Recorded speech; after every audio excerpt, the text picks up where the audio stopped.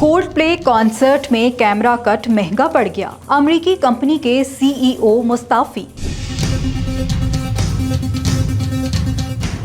गुज़िश्ता दिनों कोल्डप्ले नामी music band के कॉन्सर्ट के दौरान एक वीडियो वायरल हुई थी, जिसमें मुबैना तौर पर एक ही कंपनी के दो आला ओहदेदारान को एक साथ देखा गया था। वीडियो वायरल में अमेरिकी टेक कंपनी के सीईओ और एचआर हेड को एक दूसरे से बगल गिर होते देखा गया था। कॉन्सर्ट के दौरान जब कैमरा इनकी तरफ आता है तो हजारों लोग इनके चेहरे देख लेते हैं। मर्द और खातून जल्द वहां से हट जाते हैं और कैमरे से छुपने लगते हैं। कॉन्सर्ट के बाद दोनों के दरमियान अफेयर की अफवाहें तेजी से फैल गईं। वीडियो वायरल होने के बाद कंपनी ने एक बयान में कहा कि सीईओ को छुट्टी पर भेज दिया गया है और बादअज़ां इनके इस्तीफे की मंजूरी दे दी गई है। कंपनी के मुताबिक इस मामले की बाज़ाब्ता तहकीकात जारी है, जबकि कंपनी के एक ओहदेदार को अबूरी सीईओ मुकर्रर किया गया है। मजीद न्यूज़ और अपडेट्स के लिए देखते रहिए वी न्यूज़।